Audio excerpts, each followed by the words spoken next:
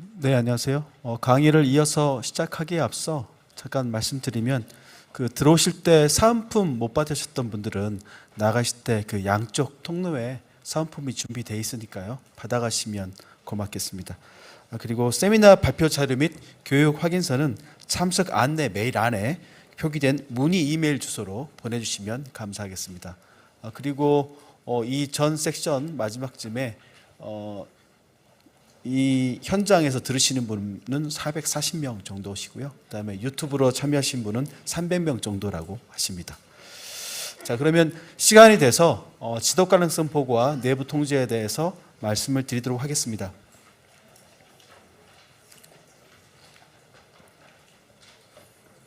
그 순서는 지속 가능성이 왜 나왔는지 배경을 설명을 드리고요. 그다음에 지속 가능성 보고와 관련된 내부 통제에 대해서 설명을 드리겠습니다. 저희 여기 계신 분들이 대부분 이제 재무 보고와 내부 통제의 전문가들로 오셨는데요. 기업을 그동안 바라봤던 그 시선에서 좀 더 고차원적인 국가와 그리고 어떤 사회, 미래를 바라보는 그런 지속 가능성 정보에 대해서 살펴보고 다시 그 지속 가능성 정보가 우리 기업에 있는 내부 통제에 어떤 영향을 미치는지 순서로 말씀을 드리도록 하겠습니다. 그리고 이제 언론에서 여러분들 다 아시다시피 현재 이제 경영에 있어서 화두가 지속 가능 경영, 지속 가능성이라는 이야기가 나오고 있습니다. 국가적인 차원 그리고 전 세계적인 차원에서 시작된 환경으로부터 시작된 그런 지속 가능 발전의 개념이 어떤 국가 그리고 지역 사회, 어떤 산업 그리고 이제는 각 개별 기업에까지 영향을 미치고 있습니다. 전통적으로 주주자본주의라고 해가지고 주주부의 극대화라는 그런 관념에서 이제는 벗어나가지고 여러 이해관계자들, 즉 스테이크홀더들의 요구사항에 따라서 환경과 사회, 그런 지배구조를 반영한 경영이 필요한 시기입니다.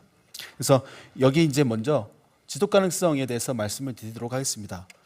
요새 지속가능성 하면 무슨 단어 앞에, 어떤 단어 앞에도 지속가능성을 붙이면 항상 좋은 단어가 되는 것 같습니다.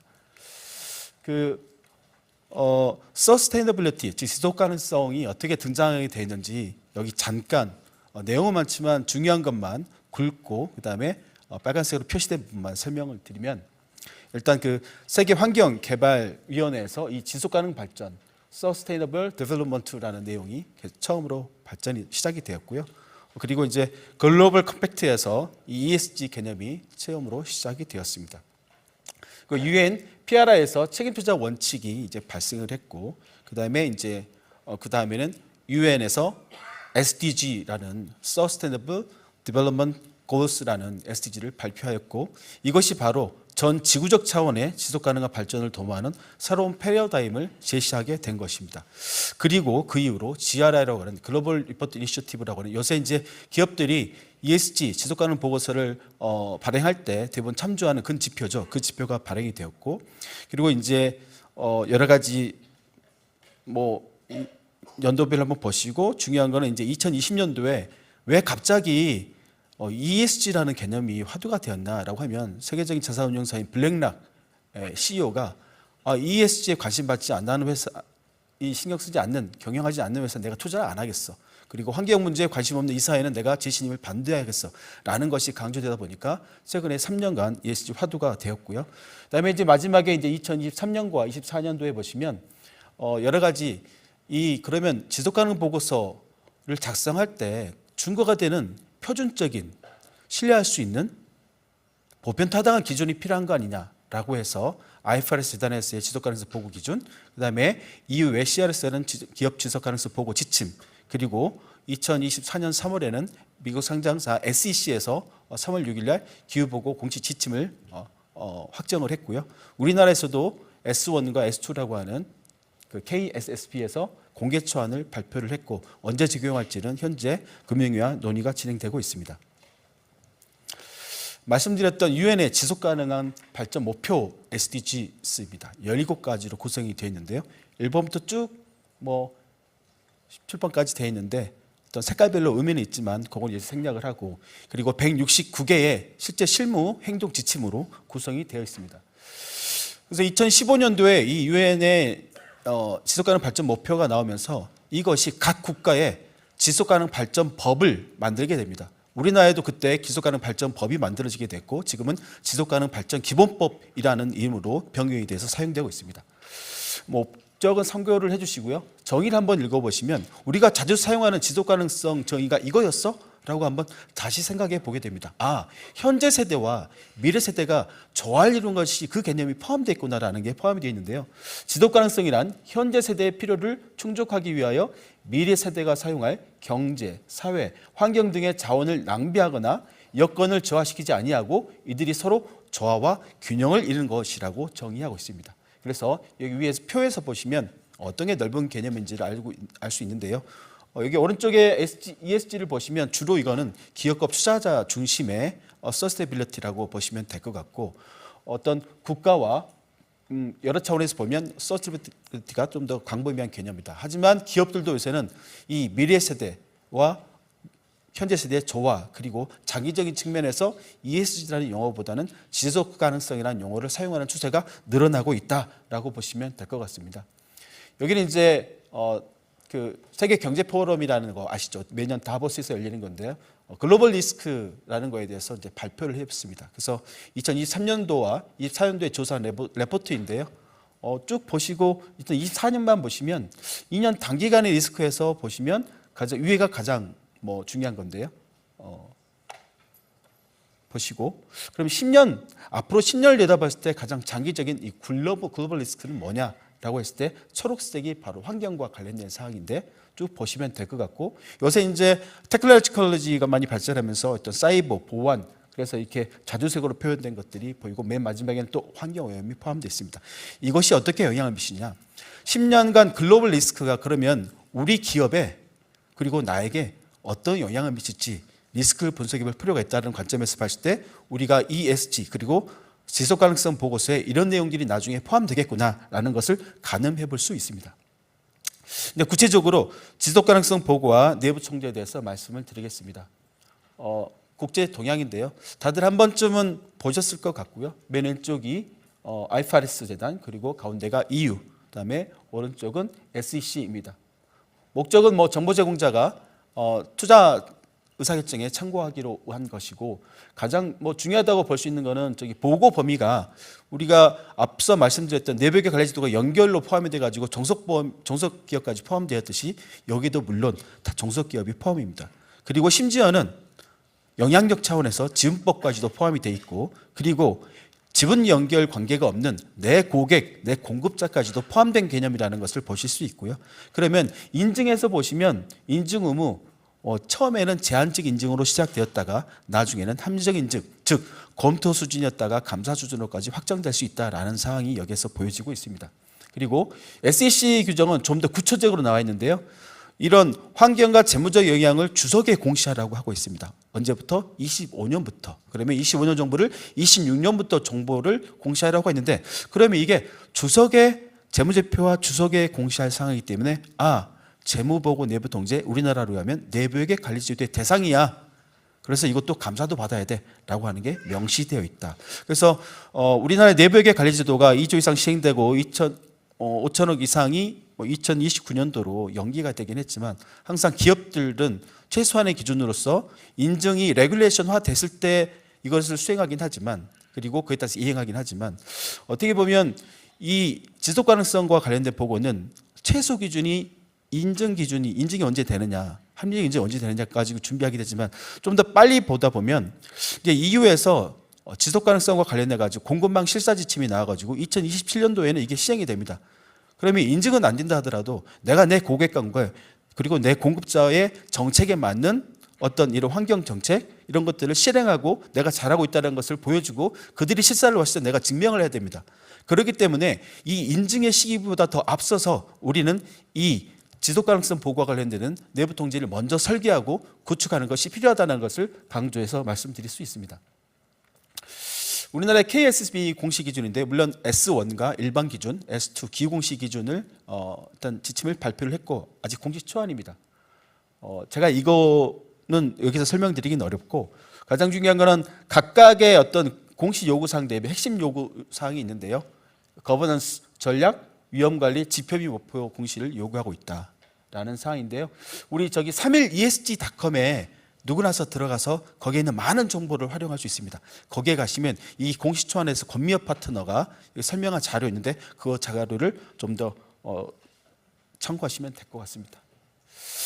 그다음에 여기서부터 이제 지속 가능성 보고와 관련된 내부 통제를 말씀드리겠습니다. IFRS 재단에서 우리가 이제 회계 기준과 관련해서 알 수 있듯이 IFRS 1101호, IFRS 1102호라고 해가지고 최초 채택부터 시작해가지고 쭉 회계 기준서를 발표하듯이 이 IFRS 재단의 ISSB라고 하는 데에서 이 지속 가능성 관련된 공시를 S1, S2 이를 발표하게 됩니다. 이 S는 Sustainability의 약자로 이니셜로 생각하시면 됩니다. 그래서 첫 번째 일반 공시, 두 번째 기후 공시, 세 번째는 뭐가 될 거냐? 지금 화두로 떠오르는 거는 생물 다양성과 생태계가 지금 떠오르고 있다라는 사항들. 그리고 여러 가지 물과 해양 재원 정보 보호는 확대될 수 있다라는 거고요.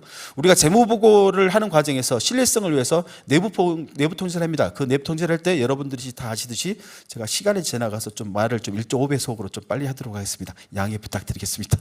그래서 코소 모형에 따라 가지고 17가지 원칙을 따라서 하고 있는데요. 여기 지속 가능성 보고에도 17가지 원칙이 있습니다. 그래서 저희가 ICSR이라고 합니다. 여러분들이 이야기하는 재무보고 내부 통제는 Internal Control of Financial Reporting에서 ICFR이라고 하면 그게 Sustainability라고 하죠. 그래서 우리끼리 이야기하긴 하죠. ICSR로, ICFR, ICSR로 보시면 될 것 같고요.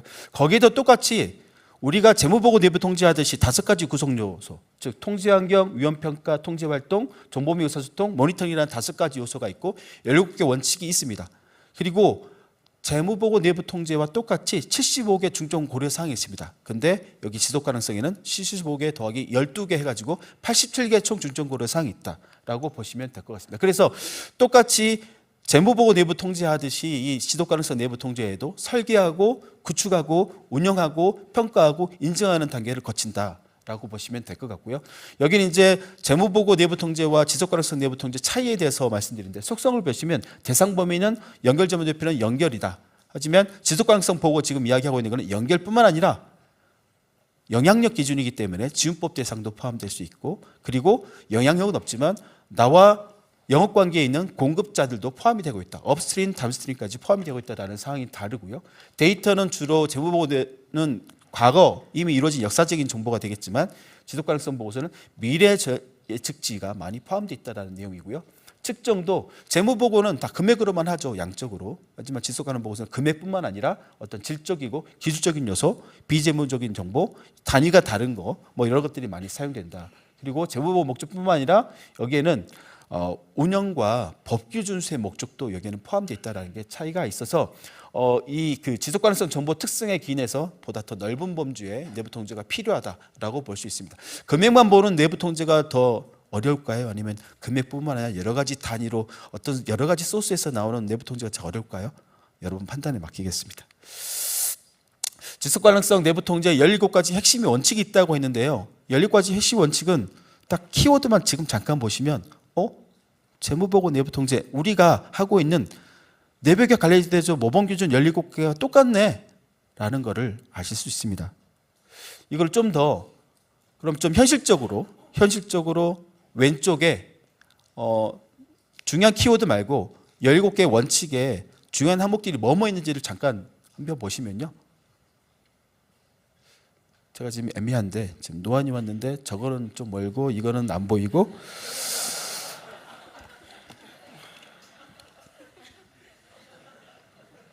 한번 웃기셨으면 됐습니다. 옷은 젊게 입었는데 좀 눈은 놓아놨습니다. 그러니까 양해해 주시고요. 통제 환경에서 보시면 지속 가능성 정책 제정, 공급망 지속 관리 체계 구축, 그다음에 이사회 지속 가능성 활동과 보고를 감독. 여러분들이 알고 있는 그 10가지 원칙을 한번 비교해봐서 이걸 한번 설명을 주시면 도움이 될 것 같아요. 지속 가능성 관련 거버넌스 마련 및 조직별 R&R 정립.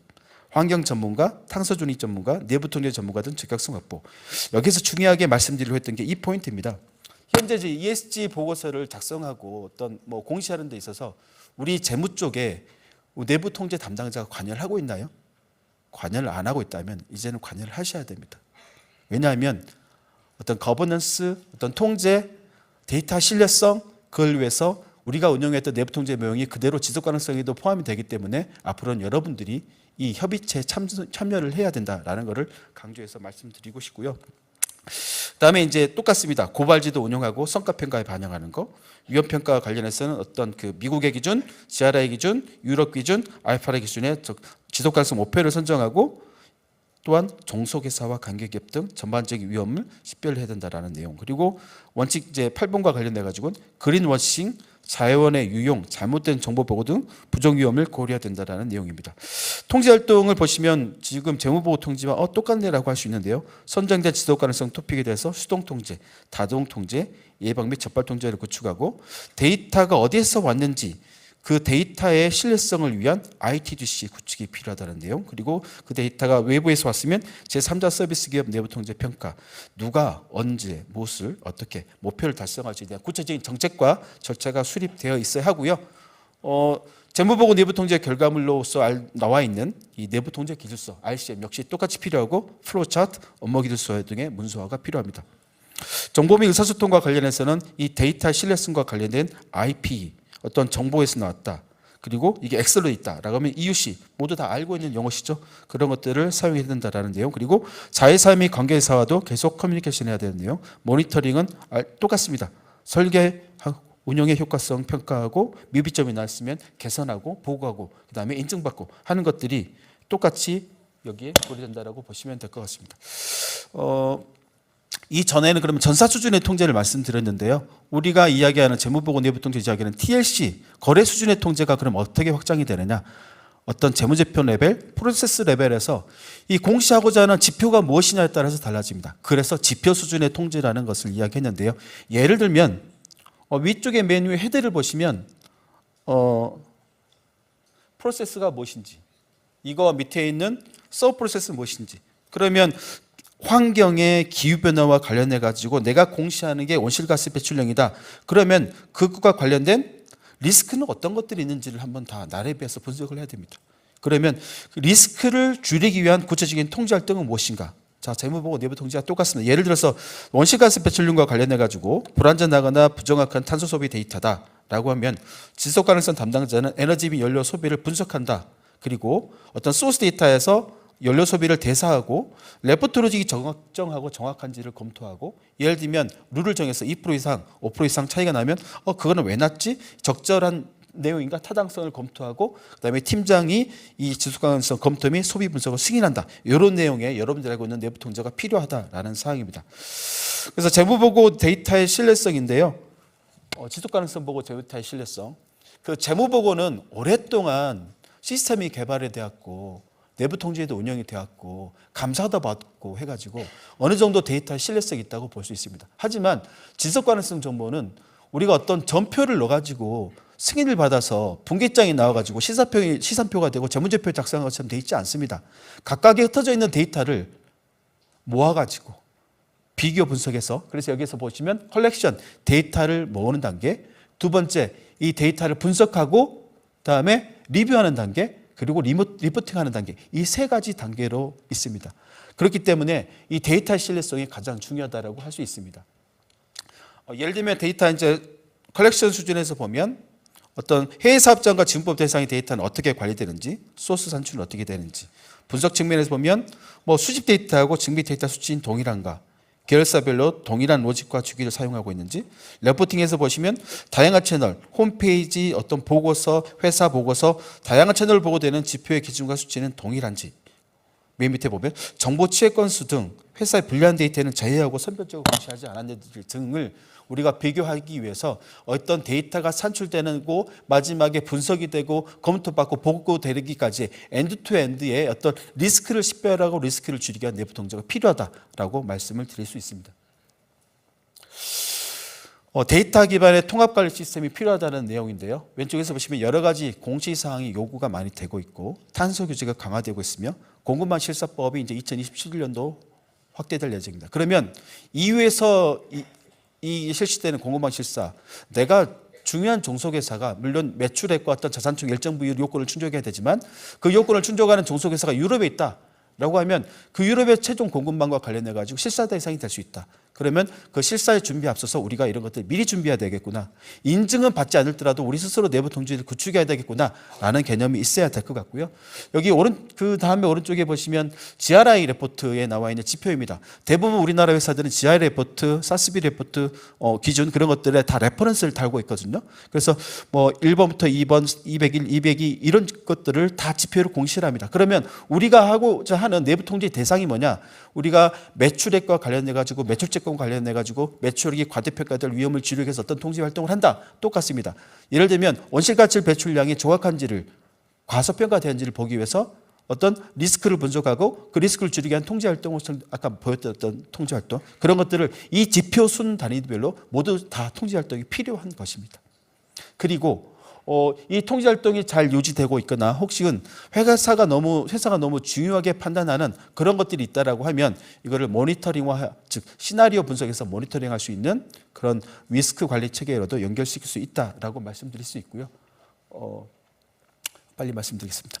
그러면 지속 가능성 보고서 내부 통제와 관련해 가지고 서베이가 있는데요. 어떤 미국의 기준은 어떻게 하는지는 잠깐 위에 헤드에 말씀을 드렸고, 프로티비티라고 해가지고 미국의 삭스 기준을 적용하는 컴플라이언스 트렌드를 보고한 자료가 있습니다. 그러면 여기에 2024년도부터는 오른쪽에 보신 ESG 맨데이트가 23년부터 포함이 됐다라고 하는 보시고, 그러면 ESG 혹은 지속 가능성 관련해 가지고 어떤 질문이 있느냐? 너 ESG 데이터 미국 공시 요구 사항을 충족해서 어떤 준비를 했니? 라고 했을 때 난 이미 준비했어.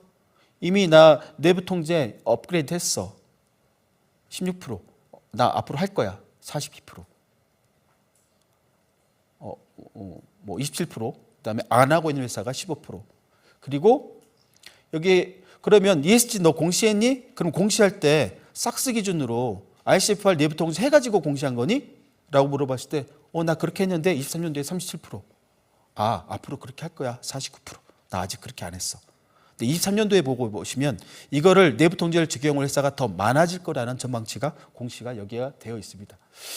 내부 통제 중요성은 아까 말씀드렸던 사항이고요. 이미 1분이 지나갔는데 지속 가능성 보고 내부 통제 로드맵이 이제 마지막 장표입니다. 왼쪽에서 보듯이 정확한 리스크 분석이 필요합니다. 우리가 이 중요한 지표가 무엇인지, 그리고 우리가 이 지표에 산정되는 추정과 어떤 어려운 가정치가 있는지, 우리가 그동안 애로가 있었던 사항이 무엇인지 등등의 종합적으로 리스크가 뭔지 판단해가지고 그 리스크를 줄이기 위한 통제 활동을 수행해야 되는데요.